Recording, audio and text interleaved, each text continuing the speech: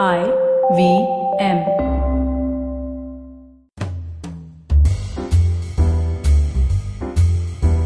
Oh my, episode 99 of the Absolutely Right podcast. I still can't believe it. 50 interesting weeks of the podcast in possibly the most dramatic period of our lives. In innumerable ways by now, I have spoken about how crucial it is for you to discover yourself, know your personality. I've spoken about how you can discover the deeper, unseen, unheard, and at times even unknown aspects of your own personality through your handwriting. Today, as a special gift, I thought of compiling a list of 9 things that you must know about yourself looking at your writing, and I have combined them with some of my favorite questions, moments, and memories from the 98 episodes that we have recorded so far. So before we get there and start listening to different guests and the snippets of their conversations, let me welcome you to the show. Welcome to Absolutely Right, the very first graphology-based podcast show in India. I am your host Aditi Surana. I am a graphologist and a high performance coach. I am passionate about, perpetually in love with, and a lifelong student of this fascinating subject called graphology or handwriting analysis. I don't think I've ever told you the story of how all of this started in my life. I remember I was 14 years old and I was sent to a personality development course. You know how they used to send every child back in the day to get groomed and cultured in whichever way. The teacher looked at this class full of teenagers who were clueless and awkward. She decided to start with a game. She asked us a simple question: how many zeros can you draw in a minute? How many zeros? Why would we draw zeros? We all thought. Because she insisted, we all came up with some number. She said, write whatever number came to your mind on a paper and then timed us as we set out to make as many zeros as possible in that given minute. It was a simple capacity gazing game. Some people knew their capacity of drawing zeros, some overestimated themselves, and others underestimated themselves. She had made her point and she moved on. Yahan aaya kahani mein twist. During the break, I looked at some students' papers and their zeros and was intrigued by how each person drew their zeros in their own styles. The size, the shape, the spacing, even the way they used the paper was unique. Unknowingly, I started tracking some inexplicable patterns in those scribbles. My dyslexic brain was acting up in a manner that I had never known before. Next thing I knew, I picked up some random papers and started describing people's behavior looking at those zeros. Obviously, the analysis was not like what we hear on our Wednesday episodes. It was more instinctive, raw, and natural. But we all were surprised. I had no clue how I was talking about their personality in an accurate manner. But in that moment, I knew one thing for sure. I knew that my life is about to change. In no time, my curiosity became my passion. I started gathering books and materials to support my so-called research. I was brought up in a house full of books. My communist South Indian father was an avid reader. And in my family, no one ever stopped anyone from buying books. I quickly gathered my stock of books related to psychology. By 18, I had completed some local course in graphology and wanted to explore it professionally. My dad was delighted to see me take interest in a new subject, but he never thought I would even think of making this as my profession.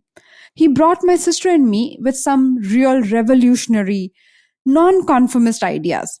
He always equated that all training to turning us into activists, politically active citizens, or at least government employees in administrative services.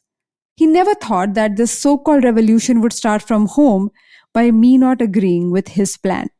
In April 2004, my dad and I happened to discuss my career options.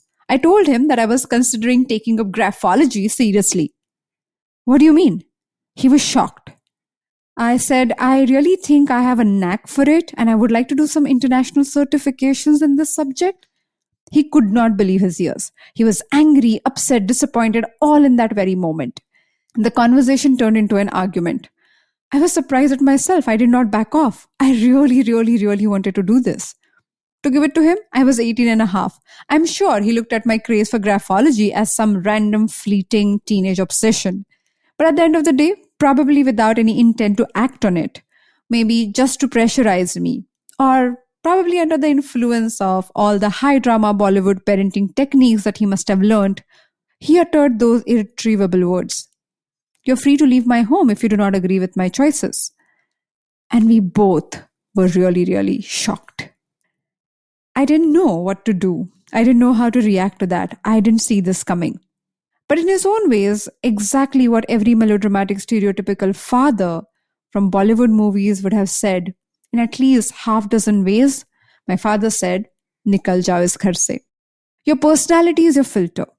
We do not look at the world for what it is. Of course not. Every experience goes through multiple interpretations, opinions, judgments. There is the truth and there is your version of the truth. Every piece of information, emotional, logical, social, or any other form, has to go through these filters.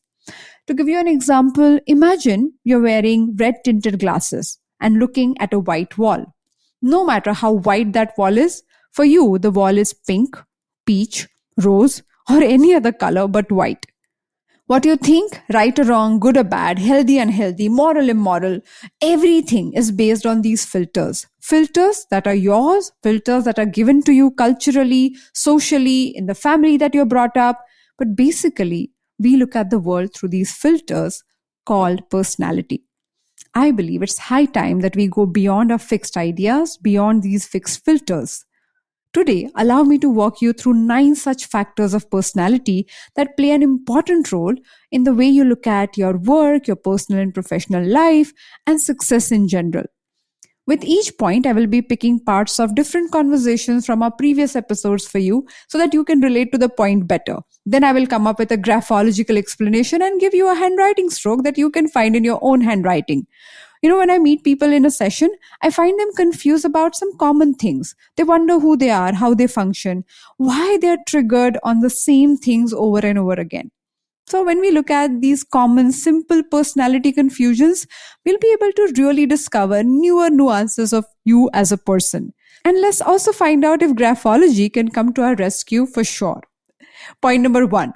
Are you a firm person or a stubborn person? Many times, people, when they're clear and firm about their choices, they're wrongly labeled as stubborn or ziddi. I think my father also thought the same way about me. And when stubborn people really exercise their authority, they are considered as egoistic. Are you stubborn or you're firm? What is the line? What is the difference? On episode number 7, our restaurateur and podcaster guest, Gauri Devidayal, asked me the same question. When I look back at sort of the last 9 or 10 years, I think there are times when this sense of wanting a strong conviction about something, the flip side is that you also have to be very open-minded about other people's opinions. And sometimes it's hard to be that if you're so convinced by your own logic. And I think that one thing I've realized is that while I may be convinced, I've also realized to be a little more open-minded about, a different point of view, because I'm not sort of, yes, I am seen as the face of the brand and, but my husband's Jay is as much a part of the business as me, and he is a completely different person. And a lot of what has happened is because of decisions that we fought crazily over, and somehow he's, sort of either convinced me or I've decided unconvinced to sort of go with him. But now I've learned over time that, I may not necessarily see the rational sort of reason for doing something, but there's, I want to sort of believe that someone has the reasoning required. That I may not see at the time, but, will sort of play itself out. I always speak about this. People think firmness and being stubborn are the same things, and they're not. Like, you're very firm, but you're not stubborn. I think I've evolved that sort of from being stubborn to being sort of firm, because it doesn't work. It's not sort of my way or the highway. Yeah, and stubbornness has a lot more ego into it. It requires you as a preference-driven person, whereas firmness is about what is required to be done. Yeah. And you are like very what is required to be done, at least now for sure. As I said it in the clip, being firm is about the decision, the project at hand, about doing the thing in the most appropriate manner. However, being stubborn is about you doing things your way, only because you're saying it. In short, my way or highway. Graphologically speaking, we can spot stubbornness in the lowercase letter d. D for difficult. Yeah, that's a good correlation. So look at the lowercase d. The letter D is designed with a small A-like formation, and then the line goes up to create a vertical line, and the same line comes down to complete the D formation. Now here is a point to look for. If you find a wide gap at the bottom between two vertical lines, then the writer is a stubborn person. Wider the gap, more is the stubbornness. Point number 2. I hear people say this often. Oh my God, I'm experiencing FOMO. FOMO. Yeah, we use it very casually as part of our language. What do we mean by that? We look at someone's Instagram profile. We wish we had their beautiful, fancy, adventurous, cool looking life. Not necessarily all of that is true, but at least it appears to be. In that moment, because we are stuck somewhere, we experience FOMO. Social media entrepreneur Malini Agarwal of MissMalini.com often says, I'm in this business of social media and being an influencer because I need to know it all. If I don't know things about people, then I may experience FOMO. Graphologically speaking, we can spot FOMO in the letter M, upper or lowercase. M for missing out. Yeah, good correlation again. If the second hump in the letter M is taller than the first one, then the writer has this constant need to be accepted, approved, liked, or even desired. Now the question is, do you think Miss Malini has FOMO in her personality, or it was just her catchline? Check it out for yourself in this snippet of episode number 37. You always spoke about fear of missing out. And my first thing was like, okay, let me go and check this in Malini's handwriting. Does she really have this fear of missing out? And I must say this, you are a curious person, and you cannot stop yourself from exploring things that you are interested in. But it's not fear.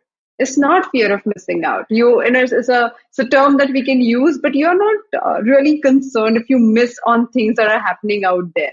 And I'm saying that also in your personal life, like if you make mistakes, if you you never thought you should, you take out time and process it very differently.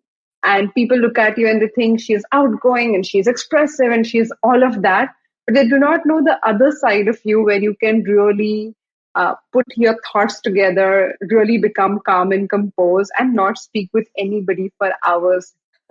So I thought that was really I'm so curious to know how do you see that in somebody's handwriting? So handwriting has the overall study is based on multiple strokes coming together. So It's like there are 800 traits, and the combination and permutation actually creates a personality. So when I look at your social skills, I check out, okay, what exactly do you do in your social skills?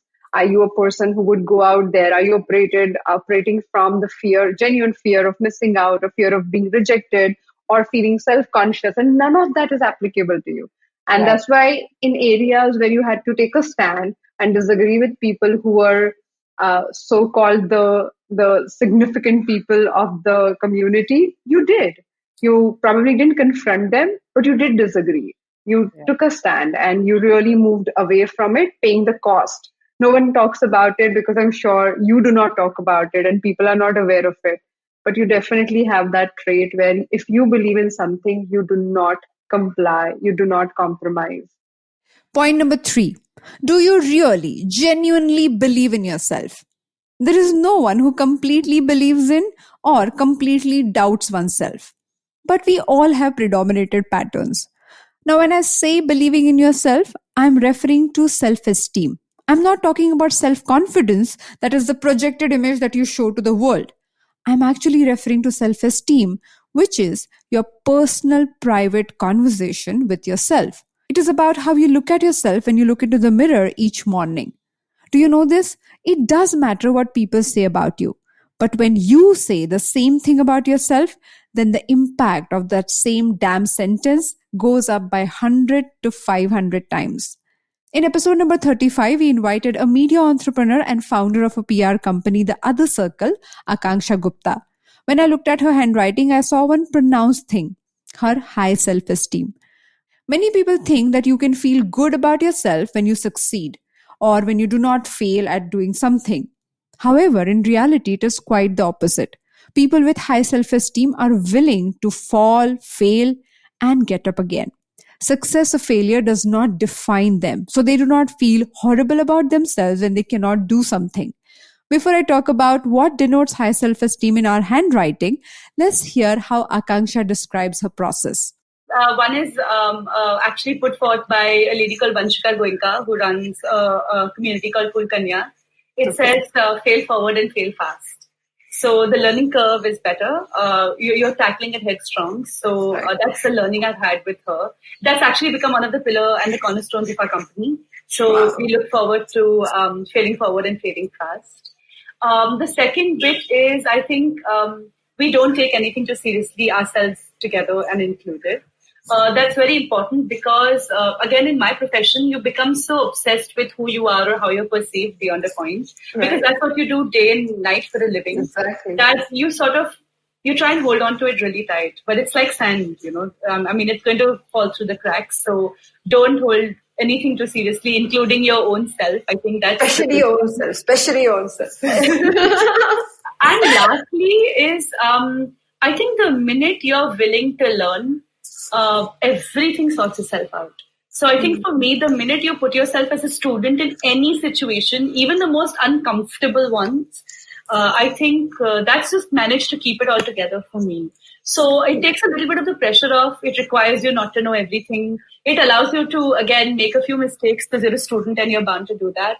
And I think as long as you keep that at the cornerstone, actually the center of everything, it works itself out again. So it's so nice, it's all about, when you say failing forward, learning, and, being willing to really put yourself through this process, all of it comes down to fundamentally going back to what you began the conversation with, where if I want to learn, if I want to grow, if I want to build this other circle, then I want to make sure that I do everything it takes and I don't have me or anyone else or anything else standing in the way. And that's absolutely. So amazing. I'm as indispensable as anything else. The cause is bigger. So nice. Graphologically speaking, we can find a great deal of information in the letter T about self-esteem. No, this is not the only sign, but it is a significant one. Letter T for tenacity. Yeah, that makes sense. There are two parts to this letter, a vertical line and a horizontal line.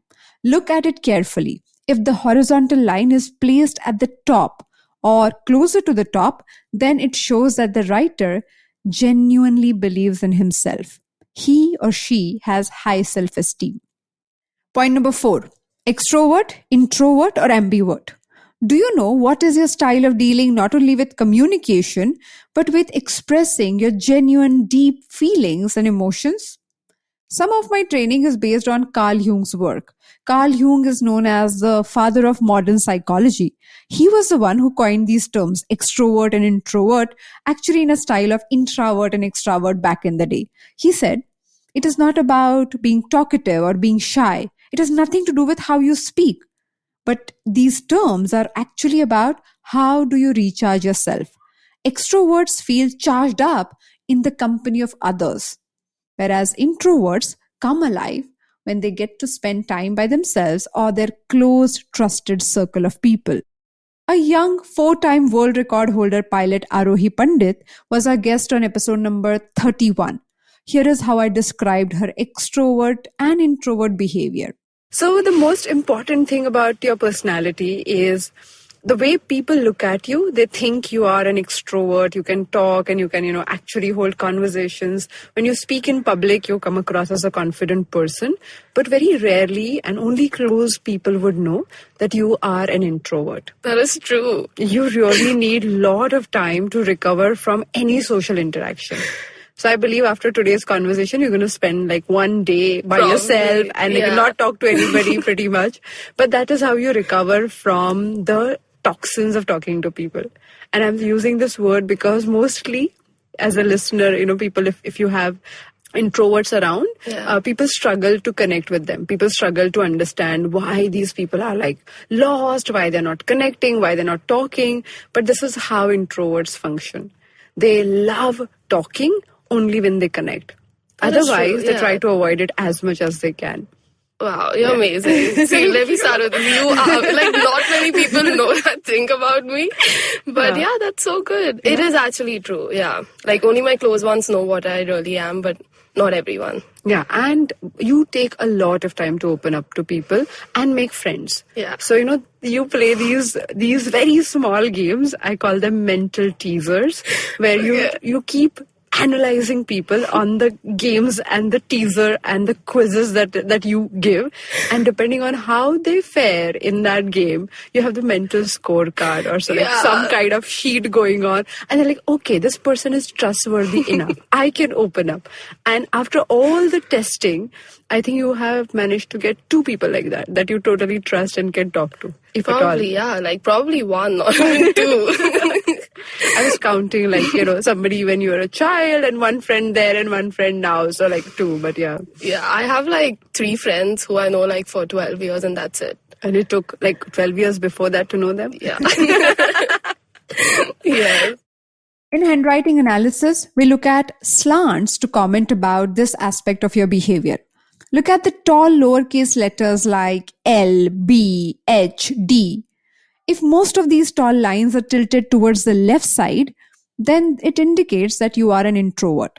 However, if these lines are leaning towards the right side, then it shows that you are an extrovert. If you go both the sides, then it can be a sign of ambivert. Point number 5. Are you a positive person or a negative person? Also, one more thing. Are you an optimistic person or a pessimistic person? I get this a lot, especially when I meet people socially. Oh, graphology. Yeah, I know graphology. If your handwriting goes up, then you're a positive person. If it goes down, then you're a negative person. I am more than 1200 handwriting samples old in this profession. I have never met a positive person or a negative person. I mean it. There are people with some really pleasant traits in their personality and others with really complicated traits in their behavior. But nobody is fully positive or fully negative.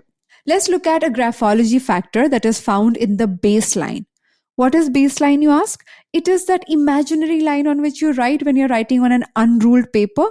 When you're signing a check, or when you're writing a note or an application on a blank photocopy printout paper, you see your writing going all over the place.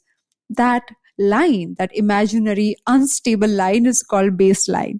If that baseline goes upwards, it is not a positive sign. It is a mere sign of enthusiasm, excitement, and having bundle of physical, emotional energy. If the baseline is going downwards, then it is a sign of feeling disappointed, feeling low physically, emotionally, and otherwise. If that line goes up and down all around, then it shows that you're confused and you're struggling to make up your mind in multiple areas of your life. Before the lockdown, as a society, we never saw any merit in introvert people. Suddenly, in this lockdown, it became a superpower. So if you are an introvert or dealing with one, for example, if your mother, your child, your spouse is an introvert, then check out one of my favorite episodes called Survival Guide for Introverts. It's episode number 8. Point number 6. As a high-performance coach, I have been studying leaders, entrepreneurs, celebrities, professional players to understand how they process information. How is it different from others? How they make decisions, deal with stress, plan and execute things. In the business and corporate world, we speak so much about efficiency, strategizing, being a taskmaster. We consider certain behaviors as superior leadership qualities. Let's look at some handwriting stroke that can depict good planning and execution skills. Look for lowercase letter f. F for fulfill or finish the task. You got my point. Now, this trait is applicable only if your letter F is written in a cursive style. So each cursive F must have 2 loops. Technically, you may or may not have it depending on the trait that I'm about to describe. So take your letter F and zoom in. Look at it carefully. If the top loop is complete and well formed, then the writer is good with his or her planning skills. If the bottom loop is complete and well formed, then the writer is good with his execution skills. Any deformity or any incomplete loop formation shows that the writer lacks the expertise to plan or execute. I found this stroke in Star Sports executive producer, poet, and podcaster Ragini Kumar's handwriting. This was episode number 93. Here is a short clip. It's a universal thing, I feel, with us. I get confused when I have to take a decision sometimes. Maybe not professionally, as you said, but, for myself. When you write your letter F, you make both the loops complete most of the time, but sometimes the lower loop is more prominent. Okay. When we look at F letter like that, where the only lower loop is more prominent, that talks about somebody's ability to execute to the T. And it's only like when you make a plan, some people are great at planning. In your case, if people give you a plan and if you are supposed to execute it, you will make sure that you follow all the timelines, you get all the moving, ducks in a row. You'll somehow manage it. You'll sit on top of it and you'll figure it out.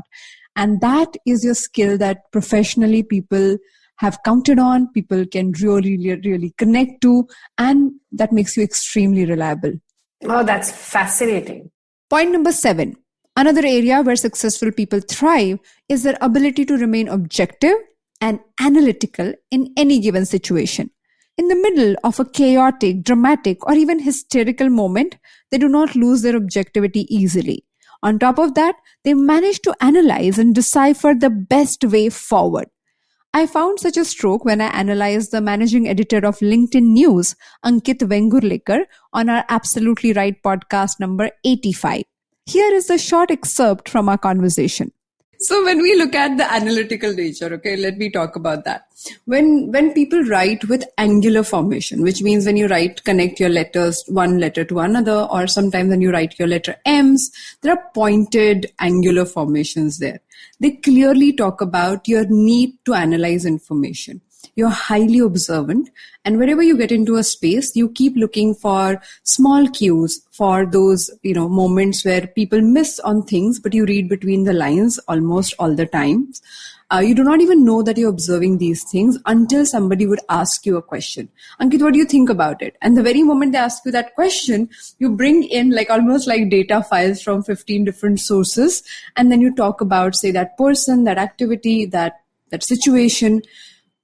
But it happens. So the analysis, it's a way you think, it's the way you process information, it's how you look at the world. And thereby the processing is happening naturally at the back of your mind. So it's not that you're judgmental. It's not that you're consciously looking at things. You might be browsing through internet or a newspaper maybe, but the way you process information, that is your style. Now, why am I talking about it is because so many times people think analytical thinking is what one should cultivate, and it's a good thing or a bad thing. Now, it's not about that. It's literally how you are gifted with certain ways of, all of us have our natural ways of going about. In your case, this is your natural thing. And tell us more how it has actually translated itself in your work or your personal life. Well, in work, I can definitely connect the dots or read between the lines, as you said.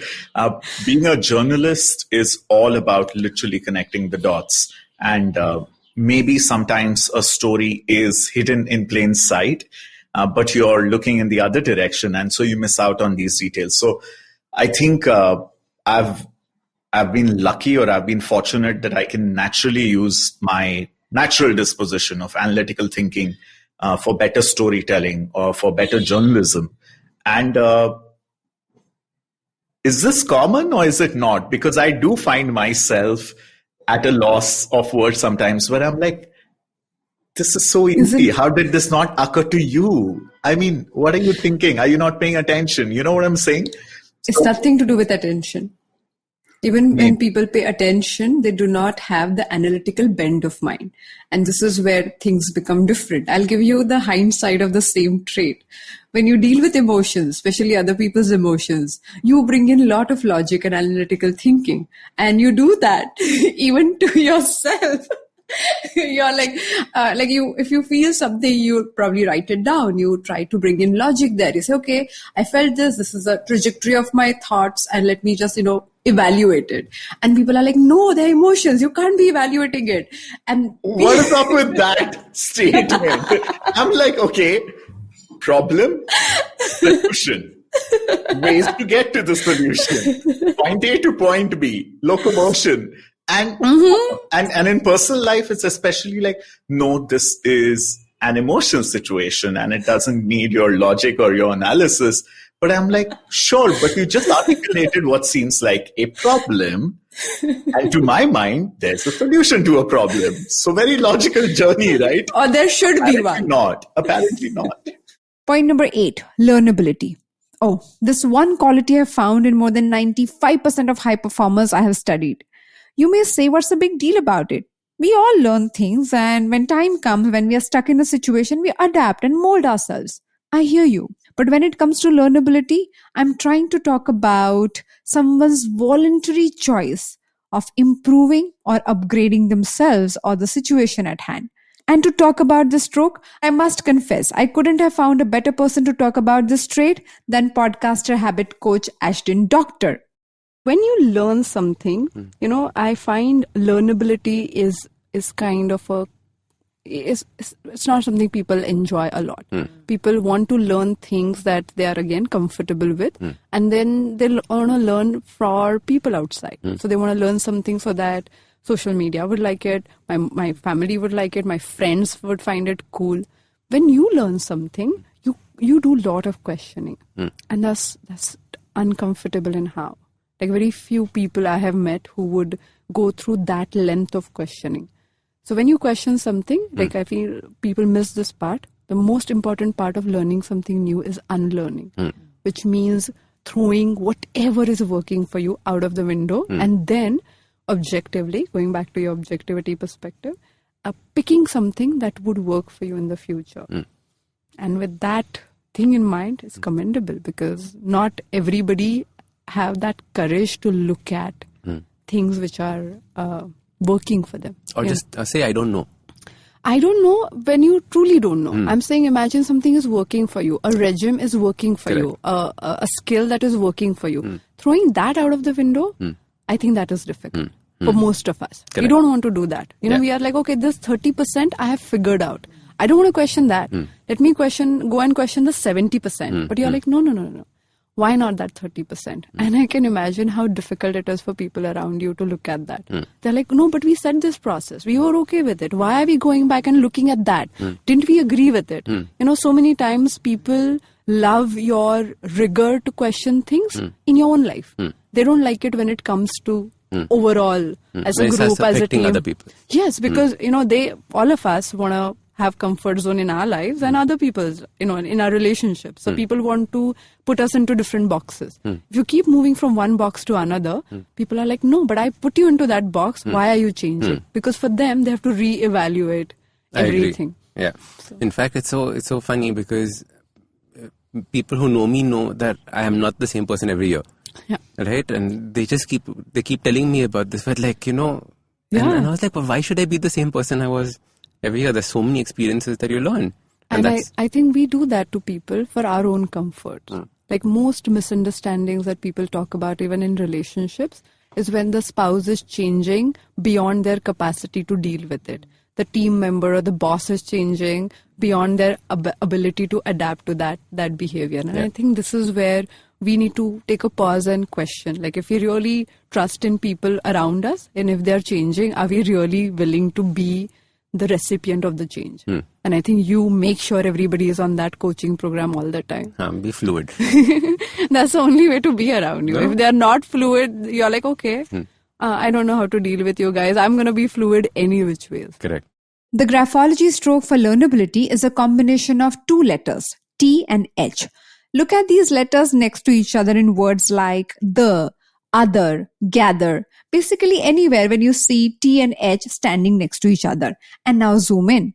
If the letter H is taller than the letter T, then the writer is willing to learn, unlearn, and evolve. Point number 9. The last trait of the series that indicates success, leadership quality, or even empathetic skill is one of my favorites. It's called the listening skill E.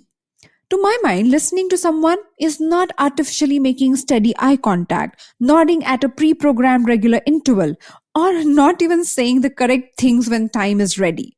It boils down to genuinely, wholeheartedly being interested in the other person, in his or her story, paying attention to details, comes naturally if you know that you have a keen interest in that person.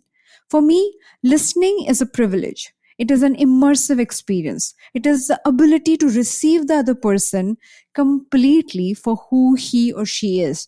When you listen, you don't have to agree, you do not have to disagree. You're supposed to create a calm, neutral, non-judgmental space for the other person. Graphologically speaking, listening skill can be found in the lowercase letter E. E for ear, elephant, earphone.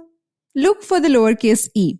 If the not in the E, that beginning stroke, that little loop there, if that is open and rounded, then the writer is not only a good listener, but also an observant person. He or she is dedicated to listen to their friends and family member. They would put their hearts into ears when it comes to actually being there to support the other person.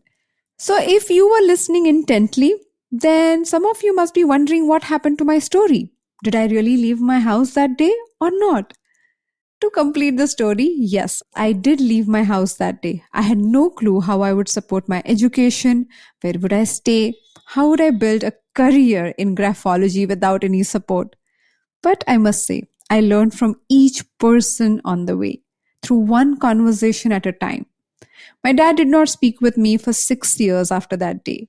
After much persuasion, he finally decided to visit my office on its opening day, which was like a big deal for me, you can imagine.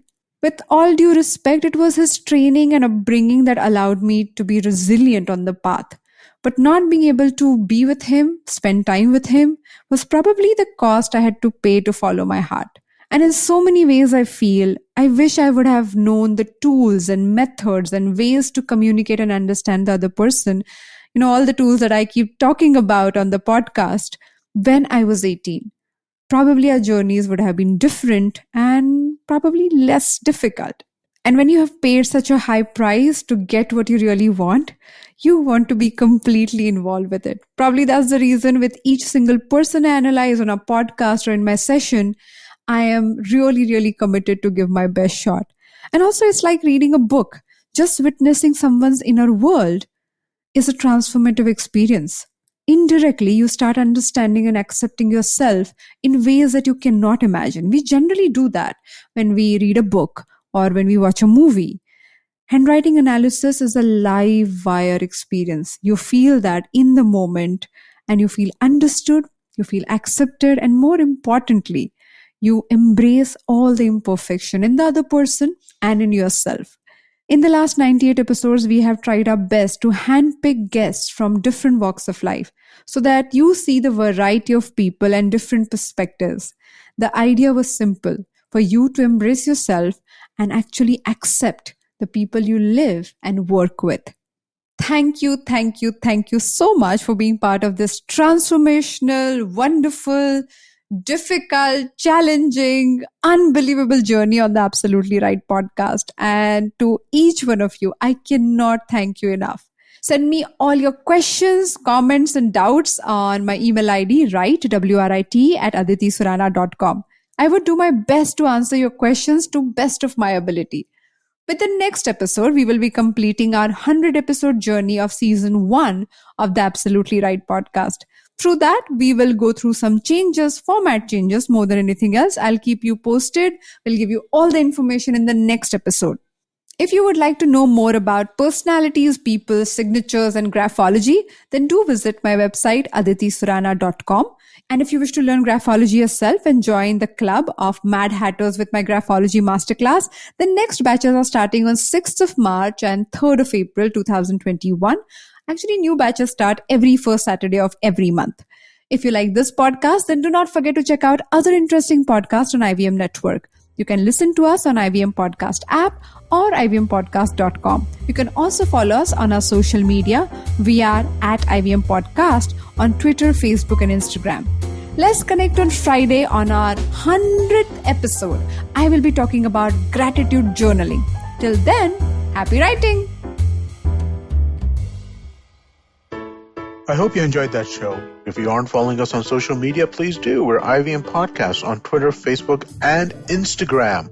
let me quickly thank our sponsors on the network this week. Storytel, TheWholeTruthFoods.com, and we have a new sponsor in Syed. Thank you all so much for being part of the network. So, this is Valentine's week, and we have a bunch of stuff for you guys. So I'm going to give you a couple of episodes that you could definitely catch up with. Agla Station, Season 2, Episode 12, Be Our Valentine. Ritasha and Ayushi have a little bit of talk about love and all the rest of the stuff that goes wrong with that. On The Habit Coach, episode 396, Ashton Doctor did an episode which went into the much-debated origins of Valentine's Day. Also, do check out Candid Kannan with Siddharth Kannan featuring Govinda and his wife Sunita Ahuja. He talks to them about amazing 33 years together. But you know what, folks? If you want to hear more about these Valentine's Day things, what I suggest is go to our webpage, ivmpodcast.com/blog. And on the blog, we're going to post a bunch of different playlists that we've created for all the various major services. So if you're feeling in the mood for love, do check that out. You'll definitely enjoy it. Just a quick note on a few other noteworthy episodes this week. Nankari, Kunal Vijayakar was the guest. They spoke about street food with him. On Simplified, they talk about vaccinating 1 billion people, then the logistical and administrative task in front of us. And on the Wire Talk, Siddharth talks to Devdutt Mukhopadhyay about the human cost of internet shutdowns. And with that, I hope to see you again next week. Hey, I'm Zarina, your peak performance coach, leadership coach, and life coach. And I'm here to unleash that power within you with your weekly dose of mantras and empowerment. Tune in to Monday Mantras every Monday for your quick fix and the Empowering Series with Zarina Poonawalla every Thursday for riveting real-life stories. You can catch us on the IVM Podcast website, app, or wherever you get your podcasts from.